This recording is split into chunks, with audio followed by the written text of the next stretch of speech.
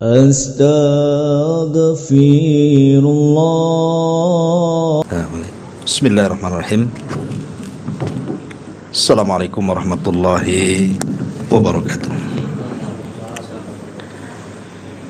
Alhamdulillah wassalatu wassalamu ala Rasulillah wa ala alihi wa sahbihi wa mawalah wa la hawla wa la quwata illa billahi wa ba'du.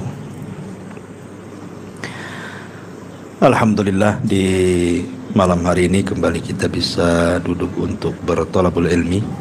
Salawat dan juga salam kita hadiahkan kepada Rasul kita Nabi besar Muhammad sallallahu alaihi wa ala alihi wasallam. Biasa setiap malam Senin kita mengkaji tafsir Juz Amma, dan malam ini mungkin kita tidak mengkaji tafsir Juz Amma karena surat yang kita akan kaji cukup panjang, surah Al-Bayyinah. Kemudian malam ini kita akan mengkaji satu ayat saja, di mana Allah Subhanahu wa taala berfirman dalam surah Al-Anfal ayat 70. Allah Subhanahu wa taala berfirman, Ya ayyuhan nabi qul liman fi aydikum minal asra iya'lamillahu fi qulubikum khairan yu'tikum khairan mimma uhda minkum wa yaghfir lakum wallahu ghafurur rahim. Wahai Nabi, katakanlah kepada tawanan-tawanan yang ada di tangan, jika Allah Subhanahu wa taala mengetahui ada kebaikan dalam hatimu, jika Allah mengetahui ada kebaikan dalam hatimu, niscaya Dia akan memberikan kepadamu yang lebih baik dari apa yang telah diambil daripadamu, dan Dia akan mengampunimu, dan Allah Maha Pengampun lagi Maha Penyayang. Qadfirin muliakan Allah Subhanahu wa taala. Ayat ini ada kisah menarik yang dikisahkan oleh sebagian ahli tafsir. Jadi ketika Nabi sallallahu alaihi wasallam melakukan peperangan perdana yang disebut dengan perang Badar. Kita tahu perang Badar ini perang yang sangat mencekam karena memang Rasul tidak pernah perang sebelumnya. Sampai ada kekhawatiran akan mengalami kekalahan. Sampai di malam hari yang keesokannya akan perang itu Rasul sampai istighotsah, meminta pertolongan kepada Allah Azza wa Jalla dengan sangat serius. Dan di sampingnya ada Abu Bakar Siddiq radhiyallahu anhu. Jadi Nabi SAW sampai mengangkat tangannya tinggi-tinggi, terus berdoa kepada Allah untuk kemenangan besok, sampai tidak sadar ridanya sampai lepas, kemudian diambil dan dipasangkan lagi oleh Abu Bakar. Dan Abu Bakar mengatakan, hasbuka ya Rasulullah, cukup wahai Rasul, Allah sudah mendengar doamu. Maka tiba-tiba Nabi SAW mengatakan kepada Abu Bakar, abshir ya Abu Bakrin, berbahagialah wahai Abu Bakar, bahwa Allah Subhanahu wa taala telah mengirim bala bantuan, 1000 malaikat telah Allah turunkan di malam ini. Maka setelah kemudian keesokan hari betul-betul terjadi perang Badar. Karena perang Badar itu kan perang tidak tidak ada sebelumnya niat perang sebenarnya. Karena kan niat Rasul keluar bersama para sahabat itu bukan untuk perang, hanya untuk mencegat kafilahnya dagangnya Abu Sufyan yang ketika itu mau pulang dari Syam ke Madinah. Oleh Nabi mau diambil, sebagai bentuk balasan ketika para sahabat hijrah dari Mekah ke Madinah. Harta mereka diambil, rumah mereka diambil, bisnis mereka diambil, tanah mereka diambil, sehingga ketika ada pedagang dari Syam yang membawa dagangan orang-orang kafir Quraisy itu mau diambil sama Nabi sebagai balasan, karena mereka sudah mengambil harta para sahabat, sekarang harta yang mereka bawa harus diambil. Cuma Nabi Sufyan ini cerdas, ya. Jadi dia memiliki mata-mata, melaporkan bahwa dia akan dicegat oleh pasukan Nabi. Makanya dengan sangat cepat kemudian Abi Sufyan itu mengutus Dhamdham, seorang penunggang kuda terhebat kala itu, dibayar dengan sangat mahal, disuruh cepat menghabarkan orang-orang kafir Quraisy bahwa dia akan dihadang pasukan Rasul. Ketika kemudian sampai kabar itu kepada Abu Jahal, maka Abu Jahal mempersiapkan pasukan besar sekitar 1000 lebih, kemudian menyusul Abi Sufyan. Lah Nabi SAW kaget, karena kan niatnya mencegat kafilah Abi Sufyan, tahu-tahu dihadapkan dengan pasukan besar, sementara pasukan Rasulnya 300 lebih saja, sehingga wajar manusiawi Rasul takut kalau kalah. Makanya Rasul di malam itu beristighotsah, berdoa kepada Allah untuk kemenangan besok. Ketika terjadi betul-betul peperangan di luar dugaan, Rasul menang. Bahkan para pembesar Quraisy yang dulu banyak mengejek Rasul mati semua di perang Badar, termasuk Abu Jahal, Umayyah, Al-Walid. Banyak para pembesar Quraisy itu mati di peperangan Badar ini. Dan sekitar 70 orang-orang Quraisy itu tertawan oleh pasukan kaum muslimin. Lah salah satu tawanan itu adalah pamannya Rasul sendiri, namanya Abbas ibn Abdul Muttalib. Ketika itu masih kafir, belum masuk Islam. Dan juga saudaranya Ali radhiyallahu anhu namanya Aqil ikut tertawan, dibawa ke Madinah. Ketika itu kan terjadi beda pandangan antara Abu Bakar dan Umar radhiyallahu anhu tentang urusan tawanan. Jadi Umar mengatakan tawanan itu harus dibantai, harus dipenggal, harus dibunuh, karena mereka sudah musuh Allah dan Rasulnya. Tapi Abu Bakar Siddiq radhiyallahu an kurang setuju dengan idenya Umar.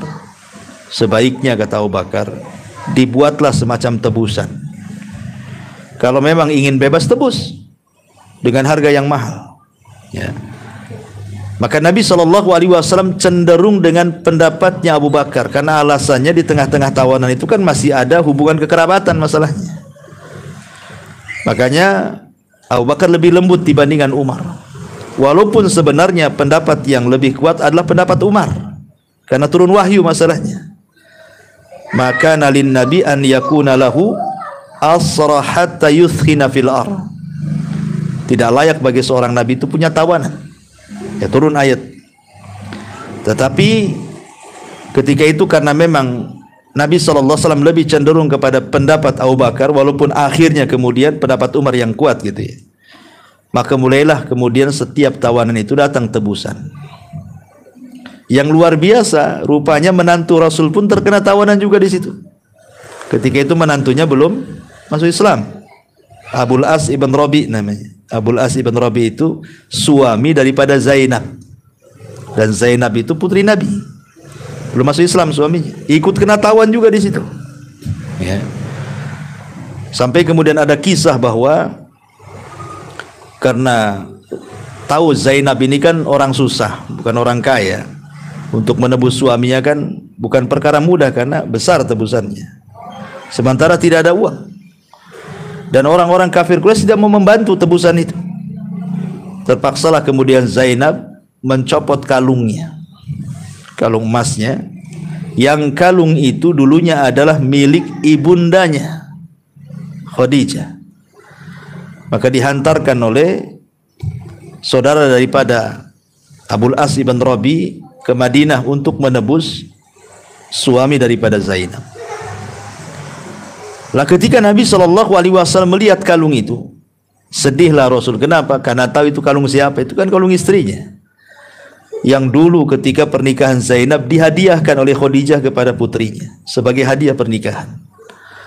Makanya Rasul mengatakan kepada para sahabatnya, saya tidak memerintahkan, tapi ini hanya pilihan saja. Sebaiknya kalung ini kembalikan kepada pemiliknya, maksudnya Zainab, dan lepaskan suaminya. Itu kalau kalian mau. Kalau kalian tidak mau, tetap ditebus. Menunjukkan Rasul tidak diktator kan gitu. Tetap mendahulukan musyawarah dengan para sahabat. Tapi karena sahabat tahu bahwa Nabi SAW sangat cinta dengan putrinya Zainab, maka kemudian sahabat menyerahkan keputusan kepada Nabi. Maka Nabi SAW kemudian memulangkan kalung Zainab dan membebaskan Abul As ibn Rabi, suaminya yang masih kafir, tapi dengan syarat. Kata Rasul kepada Abul As ibn Rabi, sepulangnya kau ke Mekah, hantarkan Zainab pulang ke Madinah. Karena telah turun ayat bahwa tidak boleh orang musyrik menikah dengan seorang wanita mukminah. Karena Zainab sudah masuk Islam. Maka syarat itu dipenuhi Abul As. Kemudian sepulangnya ke Mekah, maka Abul As pun mengembalikan Zainab ke Madinah. Walaupun ada peristiwa kecil. Karena kesalahan Abul As itu mengantarkan Zainab di siang hari. Sehingga kemudian ketahuan oleh Abu Jahal dan pasukannya. Dengan Abu Sufyan dan pasukannya. Ya. Akhirnya kemudian ketakutanlah Zainab, sampai ketika itu Zainab sedang hamil. Keguguran. Gara-gara ketakutan melihat pasukan. Maka orang-orang menyarankan agar Abul As itu membawa Zainab di malam hari. Jangan nampak orang lah kan gitu maksudnya. Maka akhirnya kemudian dipulangkan di malam hari dan sampai di kota Madinah. Walaupun belakangan Abul As kemudian ketangkap lagi, ya, jadi tawanan lagi, dan ujung cerita akhirnya Abul As pun masuk Islam. Itu cerita Abul As ibn Rabi, menantu Nabi SAW. Tapi yang ingin saya ceritakan dari ayat ini bukan kisah ini. Jadi di sini Allah Subhanahu wa taala mengatakan, ya ayyuhan nabi, wahai nabi, kul liman fi aidikum minal asra. Katakan kepada tawanan-tawanan yang ada di tanganmu itu. Ya, termasuk Abbas pamannya, kemudian Aqil juga saudaranya gitu ya, dan begitu seterusnya. Iya'lamillahu fi qulubikum khaira. Jika Allah mengetahui ada kebaikan dalam hatimu terhadap tawanan-tawanan itu, ya, yu'tikum khairan mimma ukhidha minkum. Niscaya Allah akan memberikan kepadamu yang jauh lebih baik dari apa yang telah diambil oleh tawanan itu darimu. Wa yaghfir lakum, dan Allah akan mengampuni dosa kalian. Wallahu ghafurur rahim, dan Allah Maha Pengampun lagi Maha Penyayang. Jadi kan ada sebagian tawanan itu yang mereka tidak bisa menebus karena memang tidak ada uang. Kalau yang ada uang ya ditebuslah pulang. Lah ada satu kisah begini. Jadi ketika Nabi SAW mendapatkan harta banyak dari Bahrain, dari negeri Bahrain yang sekarang disebut Ihsan. Jadi banyak dapat ghanimah, harta rampasan dari Bahrain. Banyak sekali harta itu. Kemudian oleh Nabi SAW dikatakan kepada para sahabat, bentangkan harta itu di dalam masjid. Akhirnya kemudian ya namanya harta, ada emas, ada perak, macam-macam kan gitu ya. Kemudian ditaruh di Masjid Nabawi itu. Besar lah harta itu. Harta rampasan perang dari Bahrain itu. Lah ketika itu Abbas ibn Abdul Muttalib, dia kan tidak punya uang untuk menebus dirinya. Dia mendengar Nabi SAW baru dapat harta dari Bahrain. Jadi dia ingin minta uang kepada Rasul untuk menebus dirinya, sekaligus menebus anak pamannya Aqil, saudara Ali itu. Dan orang-orang Ansar pun menyarankan seperti itu dan mengatakan, ya Rasulullah, kasih aja lah Abbas itu duit, katanya, biar bisa menebus dirinya gitu maksudnya. Maka kata Nabi SAW ketika orang Ansar mengatakan, dan kalau bisa kasih dia uang sudahlah gugurkan saja tebusannya. Tapi Rasul mengatakan tidak. Kalau kalian mau kasih, tapi saya tidak mau menggugurkan tebusannya, tetap bayar. Ya. Ini hukum Allah, tidak bisa. Akhirnya kemudian datanglah Abbas dan mengatakan kepada Rasulullah, ya Rasulullah, bagaimana kalau kau berikanlah uang-uang banyak itu katanya kepadaku, biar aku bisa menebus diriku dan menebus Aqil, saudara daripada Ali radhiyallahu anhu, putra Abu Talib. Kata Nabi SAW, kalau gitu ambil sesuka kamu katanya. Jadi dibentanglah serban dia, kemudian masukkanlah harta itu ke dalam serbannya itu, ya, emas, perak, uang macam-macam lah gitu. Pas mau diangkat karena beratnya tidak sanggup ngangkat ya. Jadi Abbas mengatakan kepada Rasul, tolonglah perintahkan orang untuk mengangkat supaya aku bisa memanggulnya. Kata Rasul, tidak, kau harus panggul sendiri.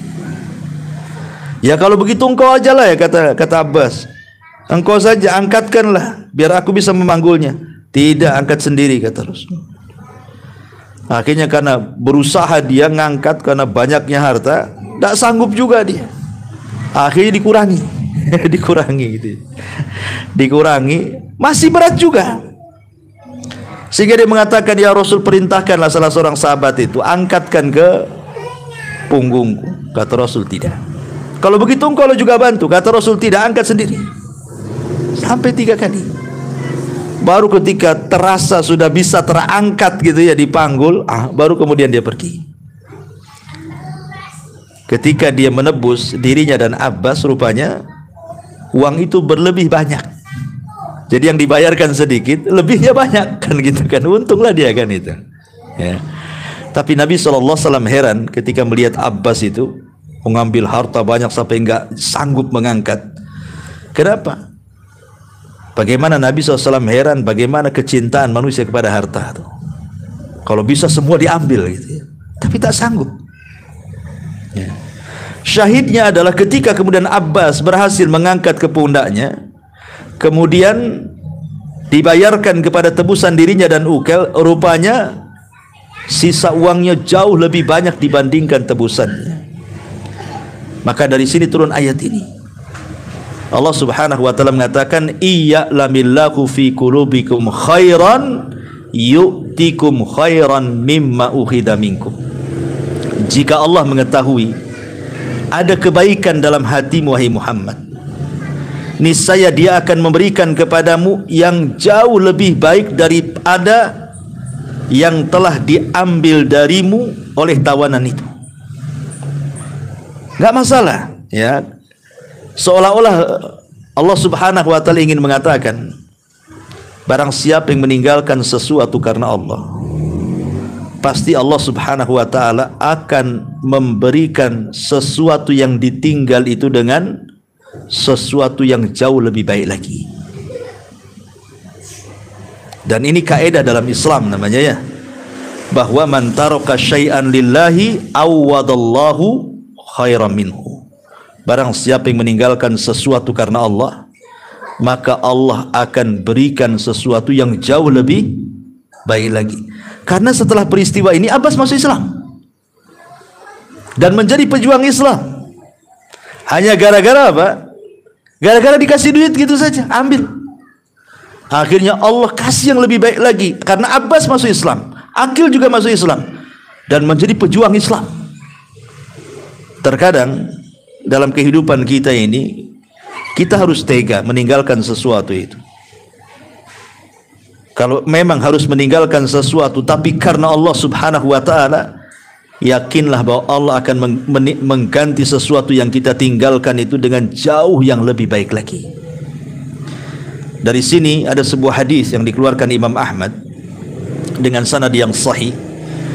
Nabi SAW mengatakan, innaka lan tada' syai'an lillah illa baddalakallahu bihi ma huwa khairun laka minhu. Sesungguhnya engkau kalau meninggalkan sesuatu karena Allah, kecuali Allah Subhanahu wa taala akan menggantikan sesuatu itu dengan yang jauh lebih baik lagi. Inilah kaidah yang harus ditanamkan dalam kehidupan kita. Ini kaidah bagus sekali. Saya akan contohkan beberapa kisah. Nabi Yusuf alaihi salatu wassalam, ketika dia digoda oleh Zulaiha, bahkan Zulaiha ini sudah kepengen betul-betul melakukan hubungan dengan Nabi Yusuf, layaknya suami istri, padahal bukan suaminya, dia budaknya, ya, karena ketertarikan Zulaiha kepada ketampanan Nabi Yusuf. Dan ada yang mengatakan alasannya karena suaminya tidak mampu memuaskan, ya, makanya dia tertarik dengan laki-laki lain. Apalagi Yusuf ganteng orang. Tapi Yusuf menolaknya. Coba bayangkan posisi Nabi Yusuf ini. Satu, dia anak muda. Yang kedua, otomatis anak muda itu syahwatnya lagi tinggi-tingginya. Kemudian dia seorang musafir, jauh dari negerinya. Dia keluarganya di Palestina, dia di Mesir. Artinya jauh dari keluarga. Orang yang jauh dari keluarga memungkinkan jadi jahat itu lebih mungkin dibandingkan jadi orang baik. Kayak antum nih, di Batam, keluarga di Medan, keluarga di Jawa, keluarga di Padang. Antum berbuat sekehendaknya di sini, keluarga tak tahu. Ya. Jadi memungkinkan orang yang jauh dari keluarga itu melakukan kejahatan. Apalagi kemudian yang menawarkan perempuannya, dan perempuan ini bukan perempuan biasa, perempuan cantik, perempuan terawat, orang nomor 2 di Mesir, istri daripada Al-Aziz. Secara logika, kalau kita di posisi Nabi Yusuf, ya kelepak-kelepak lah kan gitu ya. Tapi Nabi Yusuf alaihi salatu wassalam menolak ajakan Zulaiha. Menolak. Akhirnya apa? Karena dia menolak ajakan Zulaiha, berakhir dengan masuk penjara. Berakhir dengan masuk penjara kan. Tapi Nabi Yusuf di sini mengajarkan satu kaidah kepada kita, barang siapa yang meninggalkan sesuatu karena Allah, dia tidak melayani Zulaiha karena Allah. Dia takut dengan Allah. Akhirnya Allah ganti sesuatu yang ditinggalkannya jauh lebih baik daripada yang ia tinggalkan karena Allah itu. Setelah keluar dari penjara, jadi apa Nabi Yusuf? Jadi orang nomor 2 Mesir. Allah ganti.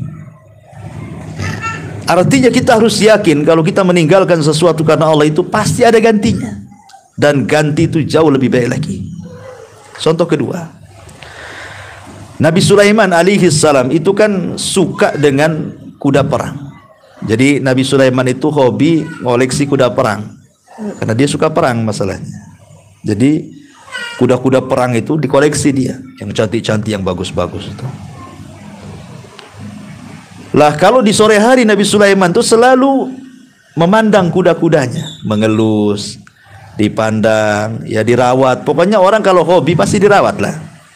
Kayak antum umpamanya hobi ayam gitu kan. Wow, belum mandi antum, pagi-pagi ayam udah bantu mandiin kan. Kadang-kadang minumannya keratindeng tuh, kalau ayam jago tuh. Kan begitu ya. Ayam itu kadang-kadang dia belum sarapan, ayam sudah sarapan. Orang kalau hobi itu dia nggak peduli dirinya. Kadang-kadang dilalaikan gara-gara hobi itu. Lah Nabi Sulaiman itu yang terjadi. Jadi dia karena saking lezatnya memandang kuda-kudanya, mengelus kuda-kudanya, lupa yang halusnya dia melaksanakan sholat 2 rakaat di sore hari itu. Karena saking asiknya melihat kuda-kudanya, lalai dia meninggalkan sholat. Ketika dia sadar matahari sudah tenggelam, sudah terbenam, dia pun istighfar, astagfirullah. Kenapa? Gara-gara kuda ini aku meninggalkan sholat, katanya. Maka keesokan harinya geram dia dengan kuda-kuda itu. Yang tadinya hobi jadi geram. Semua disembelih kudanya. Semua disembelih. Alasannya apa? Karena melalaikan ibadah karena Allah. Harusnya antum gitu. Kalau gara-gara hobi dengan ayam lupa sholat, besoknya sembelih ayam. Gitu. Sembelih aja. Nah, harusnya seperti itu. Nabi Sulaiman disembelih. Semua disembelih. Tidak ada yang tersisa. Dikhawatirkan kalau ada yang tersisa masih melalaikan dia. Kemudian dagingnya dibagi-bagikan kepada fuqara wal masakin. Setelah peristiwa ini, apa yang terjadi? Allah ganti kuda-kuda itu dengan apa? Dengan ditundukkan kepada Nabiullah Sulaiman angin dan awan. Sekarang pertanyaannya, kalau kita naik awan didorong dengan angin, dengan naik kuda, cepat mana? Ya cepat angin lah kan itu. Sudah sampai di sana angin tuh. Kalau kuda mungkin 1 bulan baru sampai sana. Allah ganti. Tunggangannya bukan tunggangan kuda lagi, awan dia tunggangi. Angin yang menariknya. Yang harusnya perjalanan 1 bulan hanya sekejap saja sudah sampai. Dari sini ada kaidah man taraka syai'an lillah awadallahu khairan minhu. Barang siapa yang meninggalkan sesuatu karena Allah, Allah ganti dengan yang lebih baik. Lihat, ketika Sulaiman meninggalkan kuda-kuda itu karena sudah melalaikan ibadah dia kepada Allah, disembeli semuanya, Allah ganti dengan ditundukkan awan dan angin. Harus yakin itu. Contoh yang lain, Maryam bintu Imran. Maryam bintu Imran adalah wanita yang tidak pernah keluar dari mihrabnya. Ibadah terus. Satu hari dia keluar buang hajat. Rupanya apa? Dihadang oleh laki-laki tampan, rupanya jelmaan Jibril, dan menghabarkan bahwa dia akan memasukkan ruh Isa ke rahimnya. Kata Maryam, apa kata orang? Aku gak pernah disentuh laki-laki, kok aku hamil? Apa kata dunia? Tetapi kemudian Jibril menenangkan dia. Akhirnya dia pun rela dengan kehamilan itu. Setelah kemudian membesar, ya tentu manusia langsung mencemooh Maryam. Bagaimana tidak mencemooh? Keluarga Maryam itu keluarga baik-baik. Bapaknya seorang pemimpin Baitul Maqdis, Imran. Bahkan namanya dijadikan nama surat dalam Quran, Al-Imran. Ya. Dan ibunya pun ibu baik-baik. Tiba-tiba kemudian dia hamil belum menikah. Apa kata dunia? Berarti dia berzina tuh. Maka orang-orang Yahudi menuduh Maryam itu berzina. Tetapi dia sabar dengan tuduhan itu. Dia tinggalkan semua tuduhan-tuduhan, enggak peduli mau nuduh apa. Lillah, karena Allah. Ini sudah takdir. Karena dia tidak peduli dengan tuduhan itu dan tetap sabar. Semua dilakukan karena Allah Subhanahu wa taala. Ketika bayi itu lahir, rupanya seorang nabi, Isa bin Maryam, bahkan menjadi nabi yang sangat masyhur setelah Nabi Musa di tengah-tengah Bani Israel. Dan kedua manusia itu menjadi tanda kekuasaan Allah Subhanahu wa taala dari dulu sampai hari ini.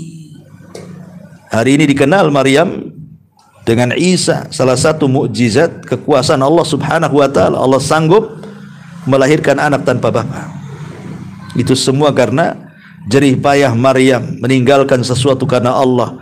Dia sabar dengan tuduhan-tuduhan orang-orang Yahudi, akhirnya mendapatkan buah yang manis. Dia melahirkan seorang nabi yang merupakan nabi akhir dari nabi-nabi Bani Israel, Isa bin Maryam. Masyarul muslimin yang dimuliakan Allah Azza wa Jal. Oke lah, itu mungkin kisah-kisah dulu. Kita akan cerita tentang kisah anak muda, saya lupa namanya, tapi dicatat dalam sejarah gitu ya.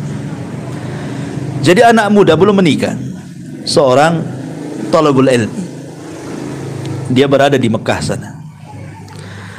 Jadi anak muda ini lama menganggur, tidak punya pekerjaan. Jadi dia ingin mencari pekerjaan lah. Akhirnya setiap hari karena tidak ada pekerjaan, dia datang ke haram untuk beribadah. Ketika satu hari kemudian dia masuk ke haram, ketika dia sedang tawaf, rupanya dia menemukan satu kantong. Rupanya dalam kantong itu isinya perhiasan yang sangat mahal sekali. Dia berupaya untuk mengiklankan ini milik siapa perhiasan dalam kantong ini kepada jemaah yang sedang tawaf itu, tapi tidak ada yang ngaku itu milik siapa. Dan dia sangat berhajat sekali dengan pekerjaan, artinya dibutuh duit kan. Sempat terlintas dalam hatinya, ketika tidak ada yang ngaku ya berarti milik saya lah kan begitu. Nggak ada yang ngaku ya. Tiba-tiba selang dia umumkan kemudian dia pulang, datang kakek-kakek. Tiba-tiba kemudian naik ke atas permukaan dan mengatakan, siapa yang menemukan kantong milikku, ada perhiasan di situ. Kalau dia bisa mengembalikan, aku akan berikan upah sekian dan sekian. Maka orang mengatakan, wahai kakek, barusan tadi anak muda mengumumkan dia menemukan kantong kamu. Kalau begitu ambillah dia anak muda itu. Dicarilah kemudian oleh kakek ini anak muda itu, ketemu di rumahnya. Tapi anak muda ini cerdas, tidak langsung memberikan, tetapi bertanya soal kantongnya seperti apa, warnanya seperti apa, isinya apa. Kan harus begitu, tidak boleh main-main kasih, ya, karena ini barang berharga. Nanti tahu-tahu orang ngaku-ngaku saja. Nah, harusnya begitu. Kalau kita menemukan sesuatu jangan langsung dikasih tahu, tanya dulu, dompetmu warna apa, isinya apa, ada berapa uangnya, kan itu. Nah, kalau memang dia bisa jawab, memang punya dia kan. Kalau punya dia kan tahu itu sifat-sifatnya. Maka kakek itu mengatakan, oh kantongnya warna ini isinya ini begini-begini. Oh pas betul, memang itu milik si kakek itu. Maka baru dikeluarkan, dikasihkanlah kantong itu sama si kakek tadi. Lah sebagai imbalannya, padahal anak muda itu dalam hatinya sudah senang ini kan. Kalau nggak ngaku, udah milik saya aja lah. Dia lagi butuh duit. Ya. Tapi setelah datang kakek itu hilang tuh, pikiran-pikiran jahat itu hilang. Memang ini milik orang. Kemudian dikasihlah kepada kakek itu sebagai tanda jasanya. Kakek ini hendak memberikan beberapa uang dinar, tapi ditolak anak muda itu. Tidak usah, ini milikmu hai kakek, ambil. Saya tidak mengambil upah sedikit pun. Saya hanya mengambil upah kepada Allah, katanya. Dah selesai kisahnya sampai di sini. Jadi satu hari kemudian anak muda ini, karena sudah tak kunjung dapat pekerjaan di Mekah, berlayarlah anak muda ini. Allah takdirkan kemudian perahu yang ditungganginya itu, yang dikendarainya itu pecah di tengah lautan. Kemudian semua mati, anak muda ini pula selamat, karena dia masih bisa berenang dengan kayu-kayu bekas hantaman ombak yang kayu pecah. Rupanya terdampar di sebuah pulau. Anak muda terdampar di sebuah pulau. Ketika dia terdampar di sebuah pulau, kebetulan waktu itu sudah masuk waktu fajar, sudah mau dekati subuh.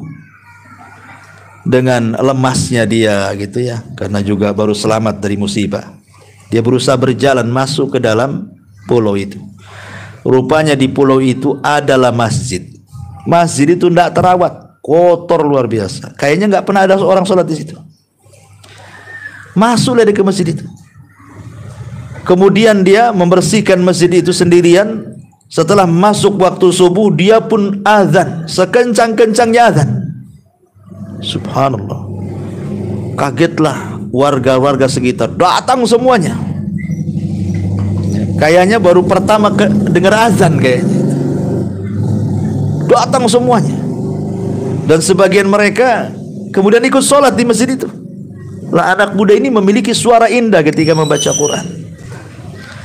Jadi kata warga itu, setelah kemudian sholat subuh, berbisiklah satu dengan yang lainnya. Bagaimana kalau seandainya anak muda ini kita tahan di sini, biar jadi imam di sini, kita gaji berapa, dan dia mengajarkan anak-anak kita di sini, gitu. Karena sudah nggak ada lagi orang yang pandai di sini. Ini kan kebetulan memang anak itu lagi cari kerjaan kan gitu ya. Ketika kemudian deal-dealan, maulah anak muda itu, memang tujuan dia keluar dari Mekah itu cari kerja. Rupanya warga situ mau anak muda itu mengajari anak-anak mereka sekaligus menjadi imam masjid, digaji besar. Wah, senang hati anak muda itu. Subhanallah. Akhirnya jadilah kemudian imam masjid itu dan mengajari orang-orang kampung di situ. Setelah kemudian beberapa tahun, uangnya sudah terkumpul banyak gitu kan. Ya namanya di perantauan tentu ingin pulang juga. Karena uang sudah banyak, ya dia ingin balik ke Mekah. Tapi kemudian orang-orang kampung ada kekhawatiran kalau seandainya anak muda ini balik, takutnya nggak balik lagi nanti, hilang lagi guru kami di sini. Akhirnya mereka sepakat kalau begitu harus dijodohkan, harus cari perempuan orang sini biar kawin sama orang sini, kalau sudah terikat dengan perempuan sini mau pulang ke sana pasti balik lagi kan itu. Gitu ya. Itulah kalau ngikat ustad kayak gitu tuh. Carikan jodoh di sini biar gak pergi dia. Yang menariknya adalah ketika kemudian mereka memilihkan wanita paling cantik di tempat itu. Ya kalau nggak cantik nggak mau nantinya kan, maka dicarikan wanita yang paling cantik di desa itu dan wanita terhormat. Jadi dita'arufkanlah anak muda ini dengan wanita itu. Subhanallah. Ketika anak muda ini ta'aruf, nazar, memandang wajah wanita itu, yang dipandang bukan wajahnya, tapi yang dipandang dadanya sih. Ya. Yang dipandang itu dadanya. Menangislah wanita ini. Dan orang-orang di sekitarnya marah sama anak muda itu dan mengatakan, wahai fulan, kau sudah menghancurkan hati wanita itu. Kenapa kau tak pandang wajah? Kenapa kau pandang dada? Katanya. Kata laki-laki ini, kata anak muda ini, wallahi saya sudah cocok dengan wanita itu. Dia cantik. Tapi kenapa saya pandang dadanya? Karena saya melihat kalung tuh. Melihat kalung di lehernya. Kenapa emang dengan kalung itu? Kemudian ceritalah anak muda dulu waktu menemukan perhiasan dalam kresek itu. Kok persis seperti perhiasan yang aku temukan dulu di Mekah. Kemudian ada seorang kakek mengakui bahwa itu kalungnya. Kok persis kalungnya itu katanya. Makanya ketika aku memandang kalung itu aku teringat, makanya aku melamun. Katanya dia kan. Akhirnya kemudian kata orang-orang, kalau begitu ceritakanlah itu kisah kalung itu, wahai anak muda. Diceritakanlah masa dulu tuh. Ketika dia tawaf di Mekah, kemudian nemu kresek, rupanya isi perhiasan. Dalam hatiku sudah enak ingin kumiliki, rupanya ada pemiliknya seorang kakek gitu kan. Kemudian dia pun mau memberikan upah, saya tolak dan saya katakan saya hanya meminta kepada Allah Azza wa Jalla balasannya. Tiba-tiba ketika anak muda ini cerita soal kalung, semua jamaah di situ bertakbir. Allahu Akbar katanya. Kagetlah anak muda ini. Baru cerita aku mau takbir semua. Anak muda mengatakan, kenapa kalian takbir katanya. Maka orang-orang menceritakan, kisah kamu nyambung dengan kami katanya. Tahu enggak wahai anak muda, kakek yang kau temukan di haram itu, yang punya perhiasan itu, adalah ayah daripada gadis ini gitu. Ketika dia pulang dari haram, kemudian dia bercerita berjumpa dengan anak muda katanya, sampai dia sempat bersumpah dan mengatakan, demi Allah, kalau seandainya anak muda ada di sini katanya, pasti dia sudah kunikahkan dengan putriku katanya. Subhanallah, luar biasa ya kan. Rupanya doanya kakek itu sebelum meninggal, itu yang didoakan sampai kakek itu meninggal. Sekarang datanglah engkau ke sini katanya. Berarti sudah jodoh. Akhirnya kemudian anak muda ini menikah dengan gadis itu. Coba bayangkan. Dulu ketika dia ingin mendapatkan kalung, dia ingin menguasai kalung itu, tapi tidak jadi. Dia meninggalkan sesuatu karena Allah kan. Ini bukan milik dia, dibalikan sama tuannya. Sekarang kalung itu jadi miliknya, bukan kalungnya aja, orang-orangnya dia dapatkan itu ya. Sama orang yang pakai kalungnya pula dia dapat. Itu kan, lihat bagaimana kalau meninggalkan sesuatu karena Allah, Allah ganti dengan yang lebih baik lagi. Bukan hanya kalungnya, pemakainya dia dapat. Akhirnya Allah takdirkan dia punya keturunan, punya 2 anak.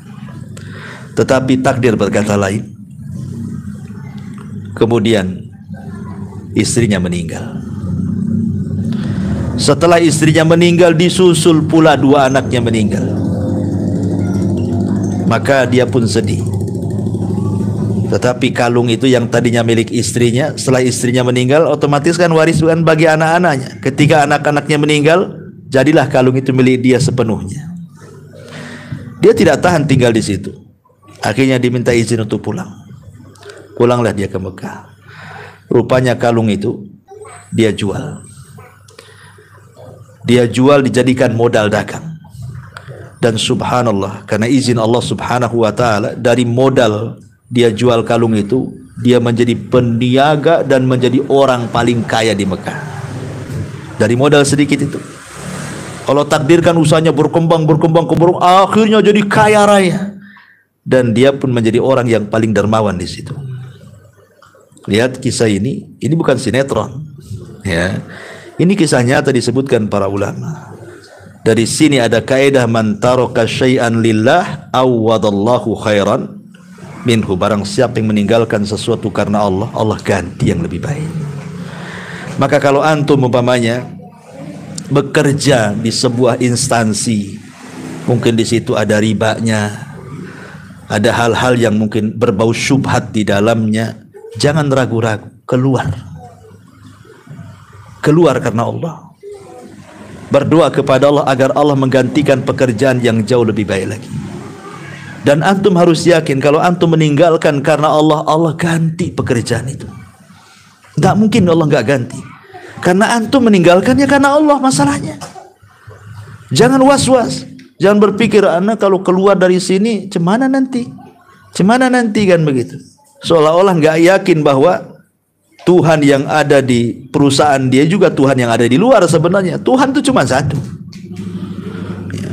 Harus yakin kalau kita meninggalkan sesuatu karena Allah, pasti Allah akan ganti. Bentuknya apapun, kalau kita meninggalkan sesuatu karena Allah itu, Masya Allah.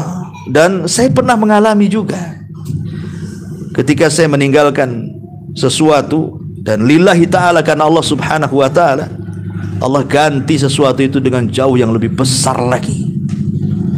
Saya rasakan dalam kehidupan saya seperti itu. Maka jangan ragu-ragu kalau memang harus ditinggalkan dan itu karena Allah subhanahu wa ta'ala, maka yakin jangan ragu-ragu, Allah pasti akan mengganti sesuatu itu dengan yang jauh lebih baik lagi. Ini kaidah yang harus tertanam pada kehidupan kita supaya kita tenang hidupnya, ya. Wallahu a'lam bishawab. Ini kajian malam ini sudah jam 9 juga. Mudah-mudahan ada manfaatnya. Subhanakallahumma bihamdika asyhadu an la ilaha illa anta astaghfiruka wa atubu ilaik. Allahu ta'ala alam. Assalamualaikum warahmatullahi wabarakatuh.